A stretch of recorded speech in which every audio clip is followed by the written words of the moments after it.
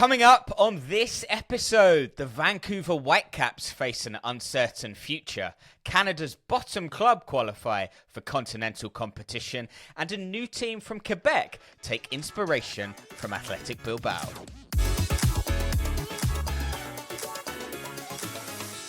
Hello, and welcome to The Sweeper, the World Football podcast made in association with FIFA Plus. I'm Lee Wingate. And I'm Paul Watson. And today, in part one, we have a special segment on Canada, including the Vancouver Whitecaps' incredible 2025, Vancouver FC's unlikely continental qualification, and FC Supra du Québec joining the Canadian Premier League in 2026.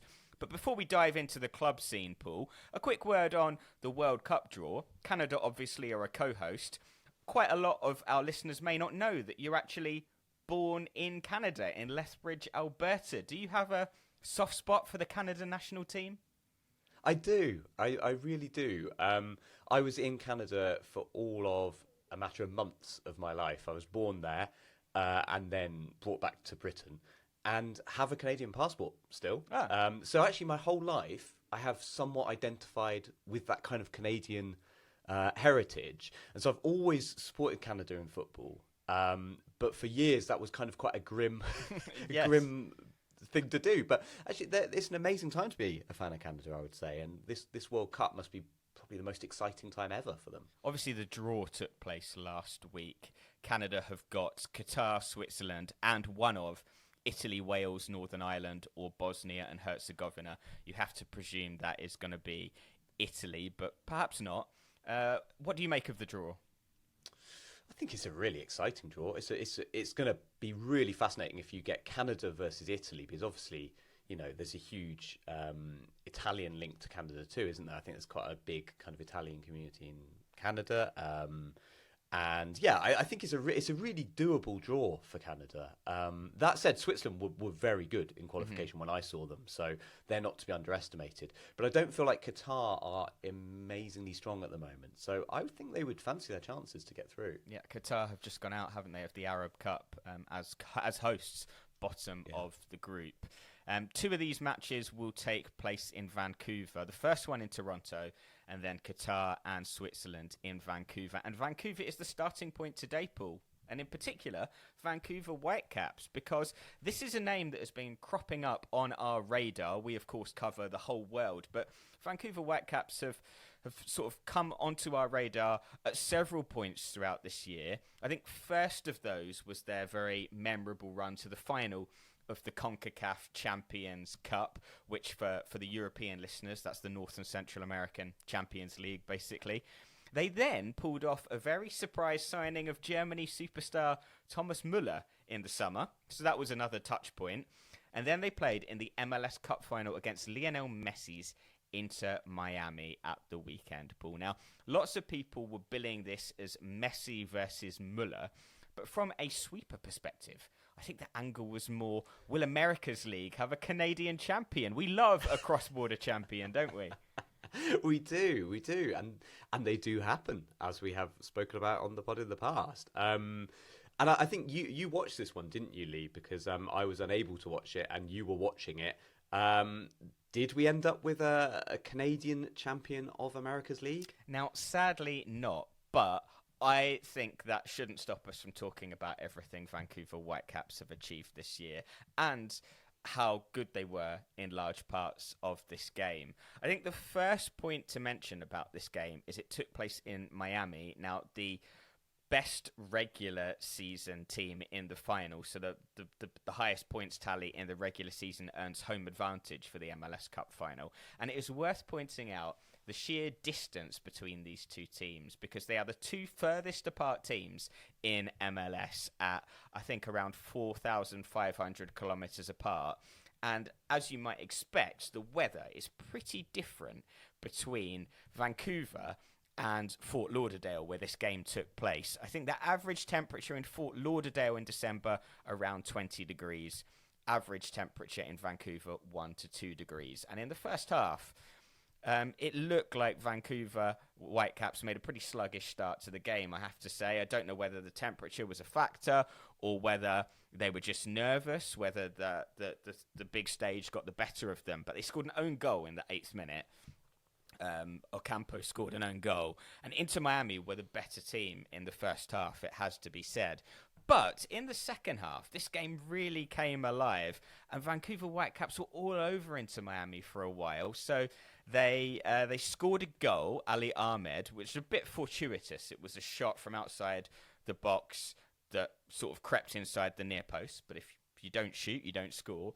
And then Emmanuel Sabi, their other winger, ran forward. A couple of minutes later, it was all Whitecaps at this point, and he hit a shot that hit both posts. Oh, it was agonising. I was on my feet at home, couldn't believe it. And then it was another error that led to the goal that put Inter Miami 2-1 up, and from there it was 3-1. So it wasn't to be in the end. But I thought, as a European that doesn't watch MLS very much, I thought this was a fantastic advert for the league and a really interesting game. Well, I noticed as a side note that it was Andres Cubas who made the error, wasn't it? And it wouldn't be it's not the first error on this podcast that Andres Cubas has made. Remember us discussing he's the Paraguayan player who put his passport in the wash. Oh, was he? Yeah. In the last international window. Yeah. Yeah, so he missed the whole international window, I think, because he had his passport in his jeans and put them in the wash. And they referred to it very tactfully as a sort of a travel administrative something, like trying to make it sound like it's some sort of red tape that had stopped him travelling. And it's like, no, he just put his passport in the wash. Oh, so wow. he's prone to an error then, isn't he? Unforced errors both on and off the pitch. Ultimately, Paul, it has to go down as a season of mostly near misses for Vancouver Whitecaps, given how close they came on several fronts. But it is a season to be really proud of. Our friends at Copper 90 have done a brilliant documentary on the Whitecaps, so do check that out if you want to find out more. And one of the games they featured in that documentary was the final of the Canadian Championship, which we're going to come on to in a little while. But Vancouver Whitecaps did win the Canadian Championship, so there was at least some silverware for them this season. Now, Paul, while things seem to be going well on the sporting front, off the pitch, the future looks a little bit uncertain for the Whitecaps because they do not own their own stadium. They have a lease on the stadium where they play, that's BC Place, and it is up at the end of this year. And that has left the club in a bit of an awkward situation because they are currently in talks with British Columbia about a new lease. But the current arrangement doesn't particularly suit them or MLS. Now, the reason for that is basically because despite having one of the league's best attendances, they receive only 20% of concessions for every home game, which means they're actually towards the bottom of MLS in the revenue table.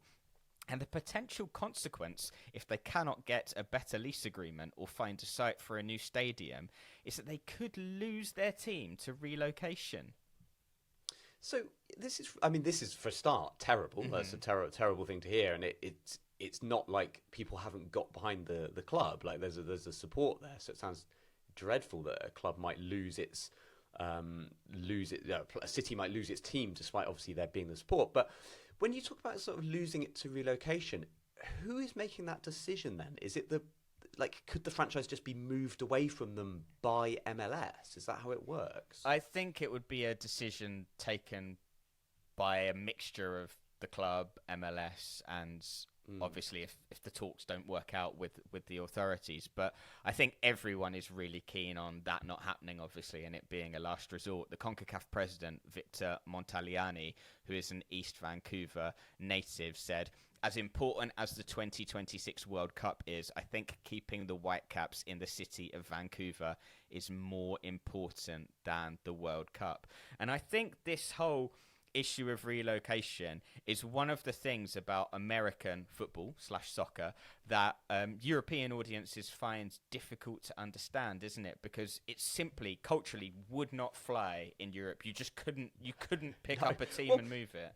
We've seen it, haven't we, with MK Dons, Milton Keynes Dons taking over the franchise of Wimbledon effectively, and it caused absolute, shockwaves and remains to this day something that's seen as a really dirty, murky part of our sport. You know, it's never been sort of something that people are happy to go along with. And I think that's because clubs, you know, primarily clubs certainly in England and in European football, clubs were community-based organisations that grew up through working class people in those areas setting up their own team. So the idea of that becoming a business that can be parachuted somewhere else is completely anathema, isn't it, really? Yeah. I think another thing about North American football, which is very strange to a European, is of course this lack of promotion and relegation as well. I think when you don't have the motivation to be able to move up the pyramid, that is a bit of a shame as well, isn't it? Yeah, and again, it doesn't give these other places a chance to earn their right to have a team, does it? So I think you're saying, you know, there's talk of the team leaving Vancouver. There'll be other cities then who are eyeing this place and thinking, well, we would love to have a side in MLS, but they don't have a kind of way of earning that on the field, so they just have to sit and wait, I suppose, and see if the business forces that be give them that chance, which just kind of from both sides it feels weird. It feels weird for Vancouver to lose their team this way. It feels weird for those cities to have to just sit and wait and see if they get a chance to go into this league. According to reporting from The Athletic, the cities monitoring the situation with Vancouver Whitecaps include Detroit, Phoenix, Las Vegas, Sacramento, Indianapolis and Edmonton, which at least is in Canada. But of course, we sincerely hope that there is no relocation for the Whitecaps. I mentioned earlier that the Whitecaps won the Canadian Championship pool. Do you want to perhaps recap briefly what the Canadian Championship actually is? Because you've got 3 Canadian teams in MLS, and then you've got 8 in the Canadian Premier League. So what is the Canadian Championship? Yeah, so the Canadian Championship is a tournament where the 3 Canadian MLS teams, the 8 teams in the Canadian Premier League, and the 4 regional league champions all sort of come together to make, you know, Canada's national championships, as it were. And the winner gets a place in the CONCACAF Champions Cup. But obviously with the Whitecaps qualifying via MLS, their spot then goes to the runners-up of the Canadian Championship. Yeah, and this year that was Vancouver FC because it was a Vancouver derby. Now, this has led to one of the quirkiest continental qualification scenarios that I can ever recall, because by finishing as the runner-up, they have gone into North and Central America's top continental competition, despite, Paul, being the worst team in the Canadian Premier League this season. Have you ever seen a team that is bottom of their domestic league qualify for the best continental competition? Surely it can't have ever happened before. It's a good question. We've had teams that have been relegated in Europe and also gone into continental, gone into UEFA tournaments because they've won a cup, right? I think this has happened. I'm thinking Millwall. I don't think they even won the cup, but they were cup finalists when they were relegated and got into Europe as a second-tier team. Yeah, but still, even in Europe, it's the cup winners that they don't go into the Champions League, do they? No, that's you're why right. This is such a unique scenario. Yeah, it almost. I don't think it. I'm sure someone will tell us if it's happened, but you're right. To get into the Champions League and be relegated, I don't think that can have ever happened, can it? Yeah. I'm sure someone will correct us if it ever has, but it's certainly one of the weirdest I've ever heard. Yeah, and they'll be one of the biggest underdogs, I guess, in that tournament. Absolutely. I can't say I'm expecting them to get particularly far, but we wish them every success. That got us racking our brains about other unlikely continental qualifications elsewhere in the world, Paul, didn't it? What else have we come up with? I tend to come back to Merthyr Tydfil because it's just such a great story. The Welsh team who qualified for, I think it was the Cup Winners' Cup, the European Cup Winners' Cup, which, you know, existed then in 1980s, late 1980s, when they were playing in the English 7th tier, like they were an English non-league team, but they entered the Welsh Cup, won it. But what was amazing and still gets talked about is the fact they played Atalanta and beat them. They didn't beat them on aggregate, but they won one of the 2 legs, and it remains kind of held up as one of the great results of sort of Welsh football Welsh domestic football, and also I think one of the great underdog stories, really. I think this is also one of the lowest tier European ties ever if you combine the two teams, because at the time Atalanta were in Serie B. So that's a seventh tier team against a second tier team. It doesn't get much more sweeper than that. I think the example that I can think of much more recently is in Japan, where Ventforet Kofu won the Emperor's Cup in 2022. And that was enough at the time to qualify them for the AFC Champions League. So in other continents, the cup winners do go into the primary continental competition, and they actually got to the knockout stages in that. That was very impressive for a second-tier Japanese team to reach the knockout stages before losing to Ulsan HD of South Korea. And we're going to move on from the Canadian Championship to the Canadian Premier League to round off this segment, Paul, because there have been a lot of changes to the Canadian Premier League's lineup in the last couple of months. We've got some new boys, we've got a disappearance, and we've got a rebrand. Which of those would you like to kick off with? I want to hear about the new boys. I feel like let's start with the positive. Yeah, so the new boys are FC Supra du Québec. They are the first team in the Canadian Premier League to be based in Quebec, which is the primarily French-speaking province in Canada. They're going to join in 2026. They'll be based in Laval. And I think the most interesting thing about FC Supra du Québec is their whole inspiration based on Athletic Bilbao. So their motto is Un club d'ici pour ici, which means a club from here for here. And what they are planning to do is essentially only recruits players who were born or live in Quebec. A bit like Athletic Bilbao have with their Basque-only model. They are only going to be for Quebecois players. And I think this is particularly important for the region because they already have CF Montreal, who play in MLS, but that is a team with very few Canadians in the squad. And this is going to actually be a chance for Quebec-based players to have a platform to play. I think it's going to be really interesting to see how that works out. Yeah, and it's really interesting to see a club set out and cite, Athletic Club as a model. It's obviously such an enormously influential movement, that, and the fact that Athletic have managed to maintain this stance, into this era of football is something really special. So that's a really positive statement of intent on their part to say, we want to model on them. And it does seem long overdue because, Quebec is second largest province in Canada, enormous potential there. I'm sure there's a huge well of talent for them. So it is a really exciting one, this one, isn't it? Yeah, I'm looking forward to seeing how they get on. We thought they were going to be the 9th team in the Canadian Premier League as of 2026 because it was an 8-team league last season. Unfortunately, Valour FC from Winnipeg have ceased operations and will no longer participate in the Canadian Premier League next year.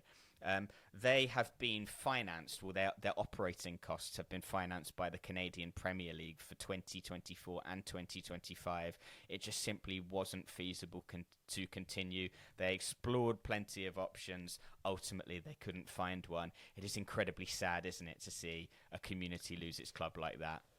It is sad, and there was a little bit of rancour, I think, as you'd expect when the club was folding. The people running the club effectively said, we have a great fan base, there just isn't enough of them. We cannot make it add up this way. Whereas the fans were coming back and saying, no, you absolutely can. You've just not run this club properly. And I'm not qualified to really speak on which is correct. But understandably, people losing their club in Winnipeg are really sad about it. And the fact that FC Edmonton, who also folded relatively recently, it's not a great look, and it's always a worry in any league system where you're having clubs start to go to the wall in this way, and it makes you wonder if it's something a bit deeper about the way that clubs are being run in that league as a whole, rather than it being that this one place can't sustain a team. Yeah, in the case of FC Edmonton, who folded after the 2022 season, they were also essentially taken over by the league, or the league stepped in to finance their costs as well. And I think that's always a very dangerous situation when a club isn't able to finance itself. perhaps that is part of the thinking behind the rebrand of York United, Paul. I mentioned there is an addition, a departure, and a rebrand. Well, York United have announced that they are rebranding as Inter Toronto ahead of the 2026 Canadian Premier League. I think this is an initiative of the three Mexican brothers who own the club. They are Miguel, Ricardo, and Eduardo Pascal. They say the rebrand is in order to create a stronger connection with their home city. What do you make of this one? This seems like a bit of a controversial move. It's divided opinion. Yeah, and I can really see both sides on this one. I get that trying to appeal to Toronto, it's a sensible move. Like, it's a much bigger market there. But this thing of calling them into Toronto, it feels a little bit like they're trying to replicate, into Miami. There's a slight sense that perhaps they are trying to impose an identity on a club which had a different identity. I don't know. I think it's really hard, isn't it? It's a really hard thing to do, and I think I have a little bit of suspicion about what they're doing there. But on the other hand, I get it. It's really hard to make these clubs work, and I think that's what we've just seen, isn't it? That clubs are struggling to find a big enough market. So you've got Toronto right there. The thought must be that there's still enough people in Toronto who would embrace a new club or embrace this club. Yeah, I can see both sides on it. I think they do have quite a cool new colour scheme, I have to say.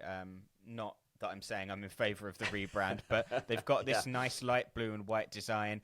The new crest, it's got this sort of letter T that is meant to represent Toronto's skyline and the three major rivers that flow into Lake Ontario. It all, like, the whole sort of merch does look great, I have to say, but I can understand why some fans are upset. I think some fans feel that the trust has been broken because the leadership had previously denied that there would be a name change. So a name change, and if you think about the fact, if you support a club, imagine if suddenly they changed their name, their colour scheme, their logo. Like, how much of that club is still your club? I think again, like, it is different from the UK. You can't look at this like it's a British club. There's just a world of differences here. But if you changed those elements of most people's clubs in Europe, there would immediately be uproar, and people would basically say, well, they're not my club anymore. So, okay, this is slightly different. These clubs have not existed this length of time, but I do get it. If that's your club, you are going to feel quite aggrieved that they are changing these quite fundamental aspects of the club.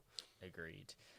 Right, but that's more or less it for our segment on Canadian football. I hope that the listeners feel that these two Europeans, well, I guess, Paul, you count as a Canadian, but I hope we've done I hope we've done it justice.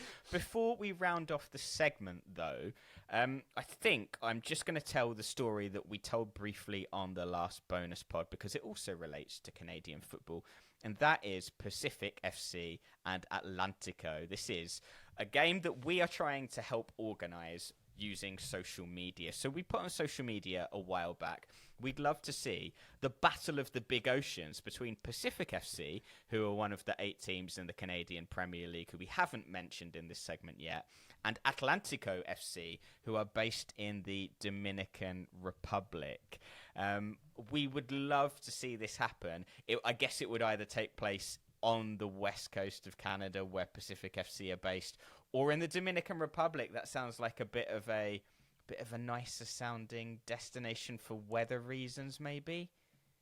Yeah, I could see that. Whichever way, we've got to brand it as Ocean's 11, right? Oh, surely. Yeah, I didn't think of that. Yeah. But we are currently emailing the clubs trying to make that happen. So wouldn't that be fantastic if we could get that to happen? But for now, we'll leave it there for part 1. If you enjoyed this segment, be sure to follow us at SweeperPod on X, Threads, Instagram, Blue Sky, Facebook, wherever your favourite social media platform is. We do lots of posts on football around the world. And please subscribe to us on YouTube too, where you can also watch this podcast. All right, Paul, let's have a quick break, and then we'll return afterwards for stories from across the globe.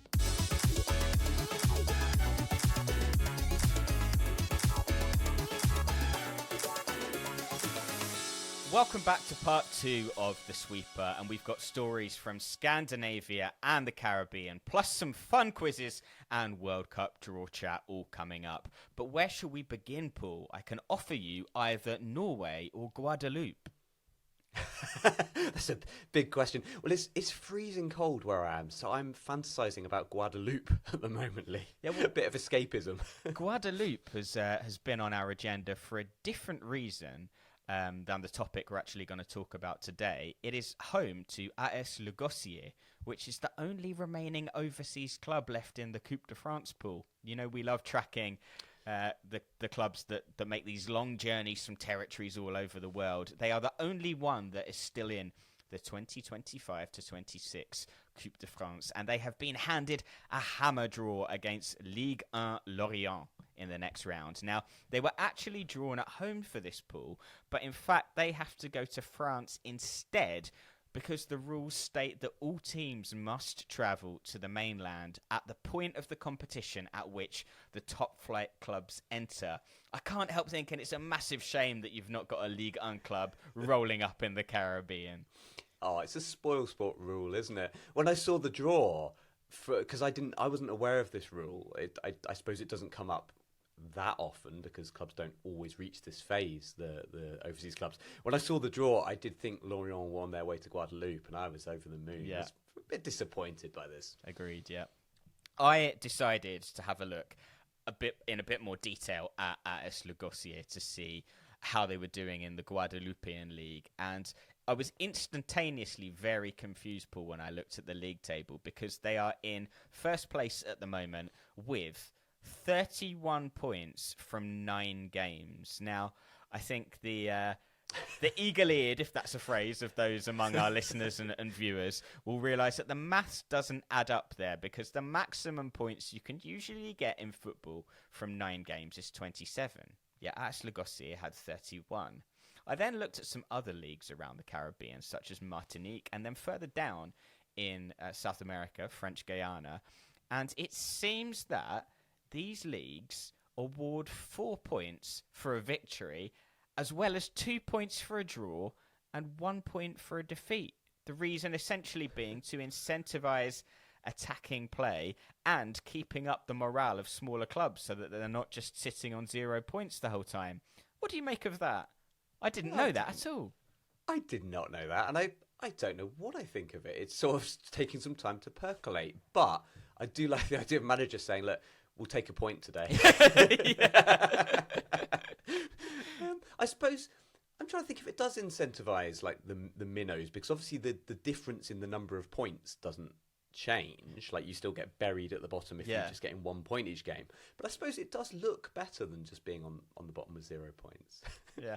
We posted about this on social media. We got some comments back saying that this is also the case still in some French amateur leagues, or used to be until recently. And I wonder if there's a theme here, because that's Martinique, which is French overseas territory, Guadeloupe as well, and then French Guiana. So I wonder if this is just some French thing that we weren't aware of and is still existing in certain countries in the Americas. But what this got me thinking is, are there any other examples of football rules that only apply in certain places?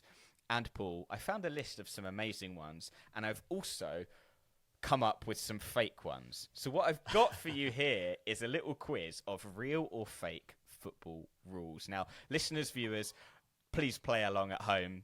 Tell us whether you think these are real or fake. I'm going to read out 8 rules, Paul, and I want you to tell me if you think they are real or fake. Fantastic. Ready? Okay. Yeah, I'm ready. Number 1. Due to the fierce winds in the Faroe Islands, there is a special rule that in the event of a set piece, a teammate may hold onto the ball so that the wind does not blow it away during the run-up. Now, this is a really hard one, Lee, because I believe this to be true, but I think quite recently I saw someone suggest it's an urban myth. So I think true. Mm-hmm. Yeah, I'm going to go for true. Yep. But I am bracing myself in case my whole worldview is going to collapse here. Well, according to the FIFA website, and there is no higher authority in football than the FIFA website, I think, it is true. So it's a special rule in place for the archipelago because no part of the Faroe Islands is more than 5 kilometers from the sea. It is subject to very fierce winds. This is apparently a rule that is very, very rarely implemented, but it is nonetheless, according to FIFA, still a rule. Okay, Amazing. Number 2. Madeiran club Nacional have had so many games cancelled due to fog on the island that Portugal's FA imposed a tarifa de nevoeiro, a fog fee that they have to pay towards the away team's costs. Oh, well, I know that's true that they cancel a lot of games due to fog, and we've spoken before about how teams come all the way in and then the game's abandoned after sort of 9 minutes or doesn't even go. I'm going to say that's true. Okay, this is a made-up one. Oh! Yeah. It's so good! It's a made-up one, this one. Okay, number 3. I mean, it could be that they have to, but I don't think so, because when Nacional played against Porto in January, that was like the 20th game this century at their stadium that's been cancelled due to fog. And I think Porto just had to come back a little while later. There was no mention of costs there. Fog fee. Yeah. I like fog fee, though. Yeah, fog fee. Okay. Number 3.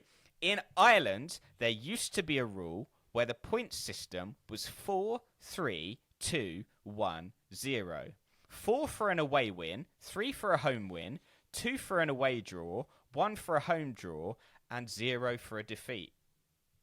I'm going to say this is true because it's just too convoluted for you to have come up with that. I just think it's true. It is true, this one, yeah. There's a Wikipedia page, which I'll stick in the episode description, of some very... Don't look for it now, Paul, because it will spoil the quiz. But some very bizarre football rules. And I got this one from there. In the League of Ireland, for a brief time, that was the case. Okay, number 4, Paul. You're on 2 out of 3 so far. As Meatloaf once sung, 2 out of 3 ain't bad.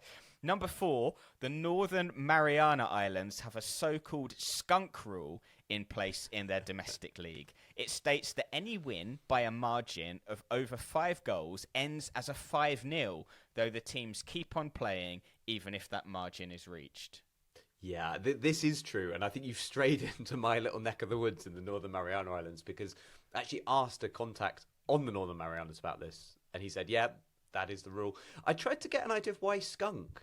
Like, is the implication that a team stinks? Like, it feels like this. The idea of this rule, right, is a very gentle thing. It's like saying, look, we're not gonna let anyone take the mickey out of you. You know, it's all going to be very gently handled. We'll just keep playing and say it's 5-0. But the rule is called the skunk rule. Yeah. But surely skunks are known for one thing, and that is their stench. Yes. So... Yeah. I've no idea on the reasons behind the naming, but yeah, the skunk rule is indeed true. So that's 3 out of 4.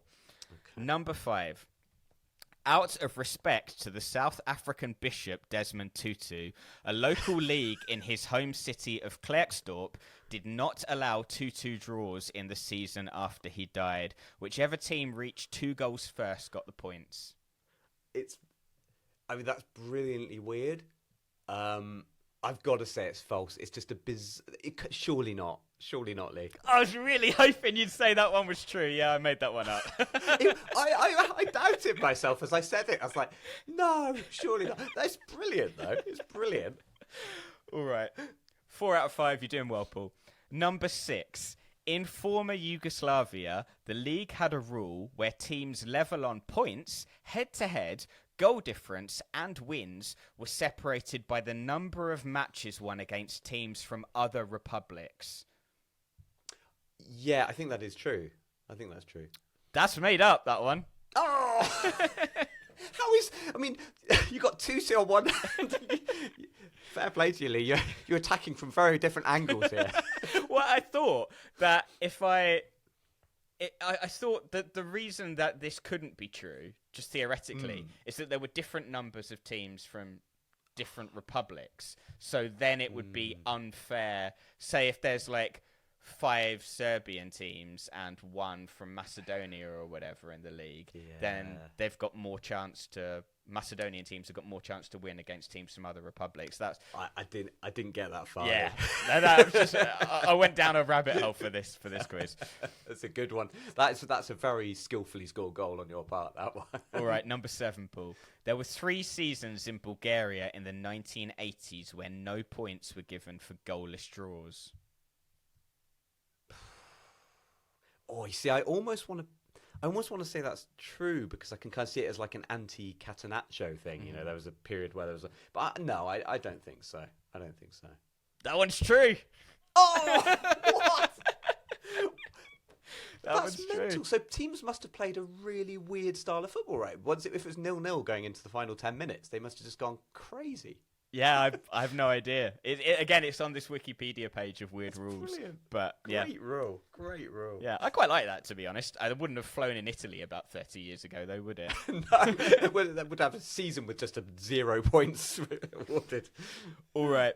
Number 8, Paul, the final one. In China, there used to be bonus points for teams who scored headed goals and whose players were selected for the national team. What? Oh, it sounds vaguely believable because they probably thought, well, look, our national team's not doing so well, but no, surely not. You can't. No, I'm not having no. That one's true.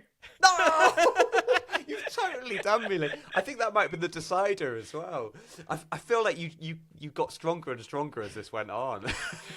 4 out of 8. I mean, it's a pretty hard quiz. We'd love to know how the listeners at home got on with that.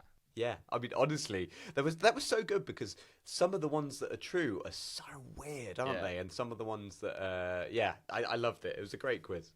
If you can think of any other football rules, by the way, that have only applied in certain places or still do, then, of course, you have to send us an email. We've got a new email address now. It is hello@sweeperpod.com because sweeperpod.com is our new website, which is coming soon. It is not live yet, though. So do contact us at hello@sweeperpod.com if you can think of any other football rules. Now we're going to head back to Europe, Paul, and we're going to go to Norway because there is both a new cup winner and a new league champion. Who should we talk about first? We've got second-tier Lillestrøm winning the Norwegian Cup, and we've got Viking winning their first Eliteserien title in 34 years. Yeah, let's start with the Viking conquest, shall we? Because I think let's start at the league winners. This was a great story. Yeah, let's talk about Viking first because they have won their first Eliteserien since 1991. And I found myself, Paul, towards the end of this season supporting against Bodo Glimt, which I never thought I'd say. At Sweeper HQ, we've become such big fans of the Arctic Circle team. But they've become champions 4 of their last 5 seasons, and I thought the chance to have a fresh champion this season would be great. And as it happens, Viking have done it. Remarkable similarities between them and Mjällby, another Scandinavian champion that we've talked about. Viking were almost relegated around a decade ago. They were on the edge of bankruptcy, but were bailed out by investors, by sponsors, and by the local authorities. And here they are, 6 or 7 years later, with the Eliteserien title. Amazing. Yeah, quite a story, isn't it? One thing that I realised through all this, on a slightly tangential note, is how old I am. Because when people were talking about their first title since 1991, I was like, oh, well, you know, they've won it relatively recently. Yeah. Oh, I'm really old. That's 34 years. No, it's lovely. We always like a change of the guard, you know, and it feels like they're a club who have suffered a fair bit. And for them to get this moment in the sun seemed like a really needed thing for them, especially going towards the end of the season. It was getting tight, and I actually thought they may choke. I remember us having a similar discussion about Mjällby and saying, like, is there going to be a period where the wheels come off? And no, they really didn't. On the final day, Viking were going into that, I think, obviously needing to win, and I thought, is it going to be a really tense, nervy one? But no, they seem to absolutely sort of settle and just win it fairly easily, which was, I'm sure, saved their fans some heartache. Yeah, they wiped the floor with Valour on the final day of the season. They won 5-1, while Bodo Glimt beat Fredrikstad 5-0. So good thing that they did win. And there was a banner that was held aloft at the stadium, which I think deserves a mention. It simply said, "In your effing dreams." And this was a jibe at who, Paul? At Bodo Glimt, right? Because I think they unveiled a banner saying that when they beat Viking in July. Yes. They sort of unveiled that banner and, you know, basically saying, you guys think you're going to finally win this title? Well, yeah, good luck with that. And obviously, I love that they've sort of held this memory and just like finally to get. I love people waiting that long to get their moment of sort of up yours. Yeah, long wait for revenge, but I bet it tasted sweet. I bet. One thing I thought was quite interesting about Viking as well is that they have co-coaches. So you don't really see that too much in elite football anymore. They had Bjørte Lunde Asheim and Morten Jensen in an unusual dual head coach role. Yeah, you don't see that very often, do you?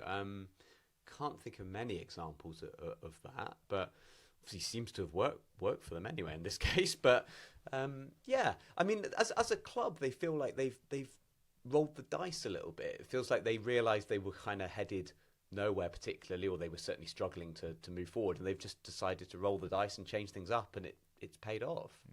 I particularly wanted Viking to win because there is a friend of mine in Austria who I got to know ground hopping at lower league matches in Austria, and she is a Viking fan.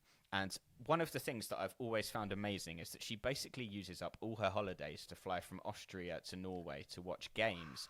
And so when Viking won this title and I knew we were going to be talking about them on the pod, I thought I have to get in contact with Babsi. She's Austrian, and she is Viking's #1 overseas fan. She must be. And I asked her for a little voice note because she was there on the final day of the season to see them win the league. So this is her story. I became a Viking supporter when Benjamin Suleimani, my favorite Austrian player at that time, made a move to Viking. I visited him in Norway and went to an away game, which was, by the way, a boat trip to Haugesund, where I also met a lot of other supporters and got friends with them. I tried to see Viking as much as possible, around 5 to 8 trips a year. This year I've been to 12 games, including Conference League in Slovenia. I got a lot of Norwegian friends and some don't like to talk English, so I had to choose either don't talk to them or learn the language. So I started to learn Norwegian in 2019, and now I'm kind of fluent. Sometimes Norwegians don't even know that I'm not from Norway. Seeing the last game and winning the league was just unbelievable.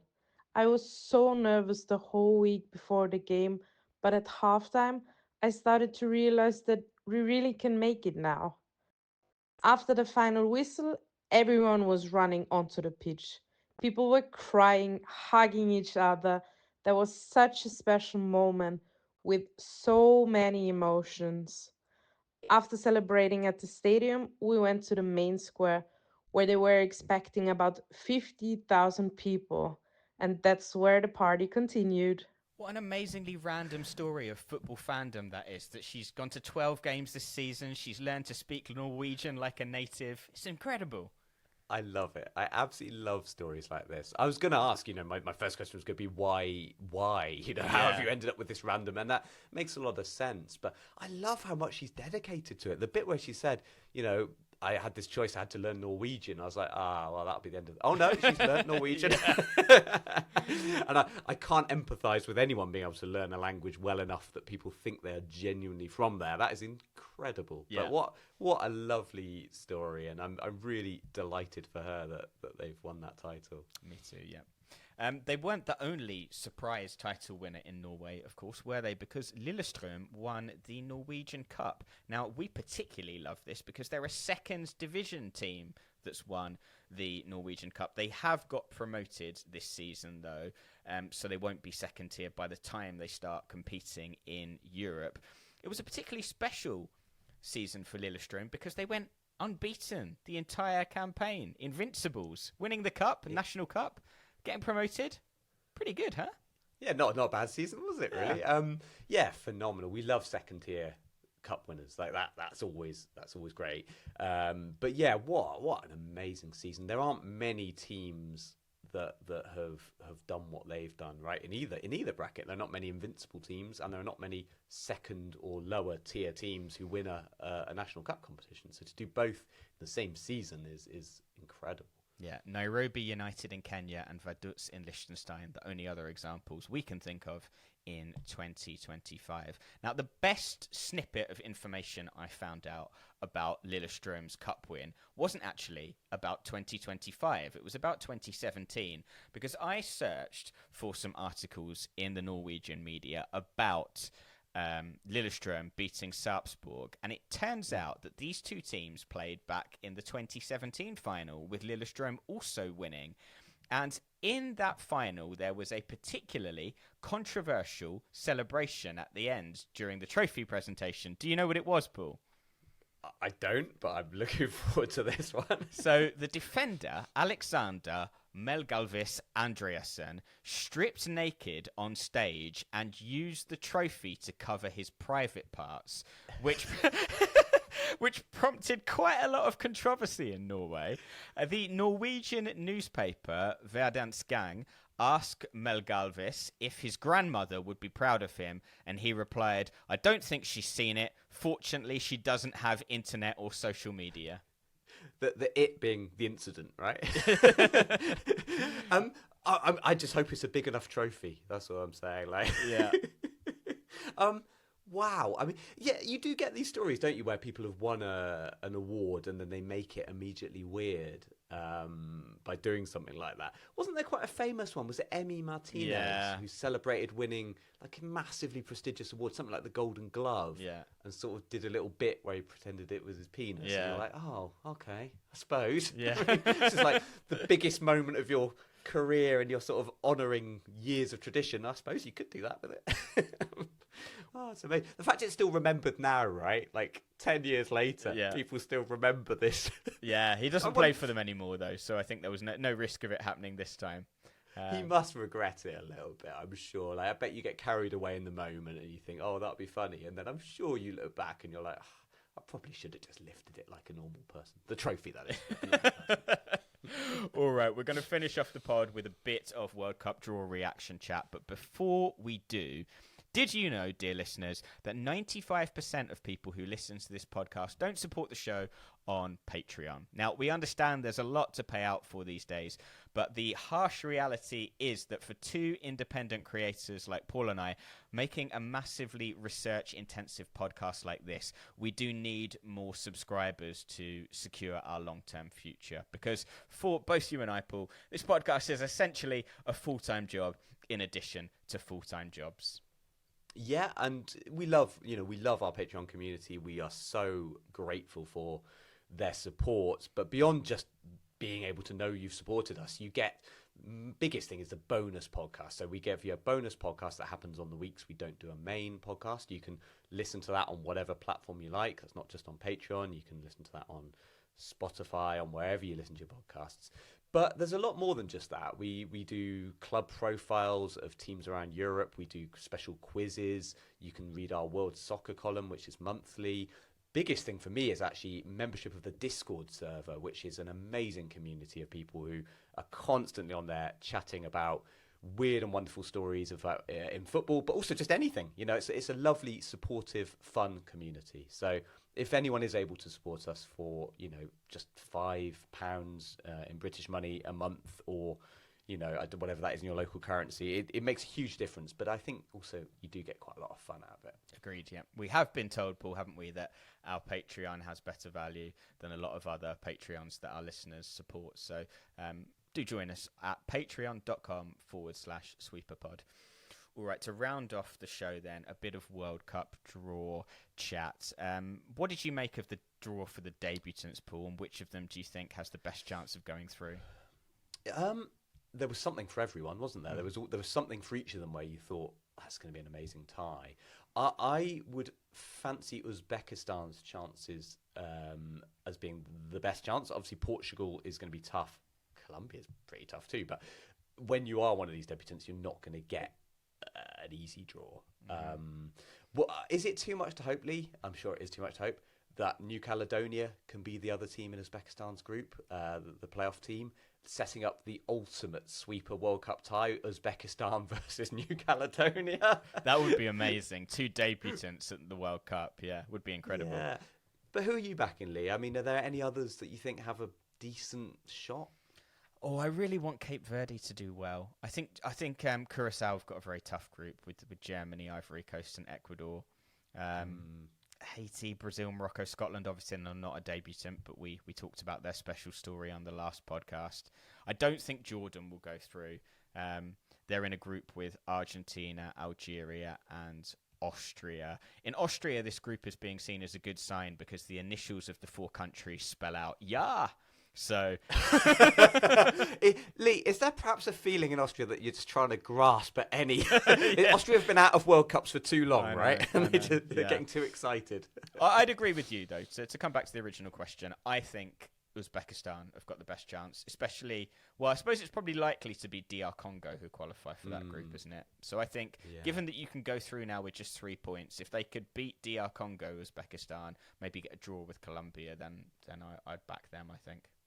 Yeah, I love your note here. This is the level that Lee operates at, just to give people an insight. Your note, DR Congo are the likeliest to qualify from the playoffs. Their 40 kilometres of coastline have denied us the most landlocked match in World Cup history. What a fact. What an amazing fact. I also love the thought of you sitting there at home going, damn those coastline kilometres. Well, we've talked about Uzbekistan being double landlocked, and double landlocked versus single landlocked. It would have been the ultimate landlocked game. We're going to finish off the pod now, Paul, with our usual end of pod game on the spot. I'm 7-6 up from the last episode. Your chance to come back now. Let's quickly recap for people how it works. Yeah, so we have 5 categories and they increase in difficulty. You can choose a continent, a country, a city, a club, or a player. Then Lee will give me one of those things and I will have to give a fact about it. So if I choose a continent, it's just 1 point. A country is 2. A city is 3. A club is 4. And a player is 5. Yes. Which category are you going to go for? I'm going to go for a club today, Lee. Your club is Colo Colo. Okay, right. The Chilean Giants, Colo Colo. Well, yeah, we spoke about them on the pod when they re-signed, they signed local hero Arturo Vidal, and they did this insane presentation with a helicopter and like a knights on horseback. Do you remember all that? It was a bizarre but brilliant sort of load of fuss that they made of his signing.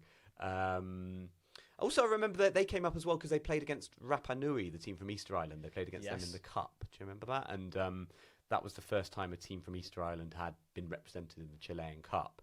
And Colo Colo went out there and the Rapa Nui players did like the haka before the game. Colo Colo did win, but they didn't win as emphatically as you'd expect, given they were like one of the strongest teams in the country playing against a team that had effectively assembled itself within a few months. Well, I have to give you that. You're now 10-7 up. And on that note, Paul, we'll say bye to the listeners for now. And we'll be back with another episode on Wednesday, the 24th of December.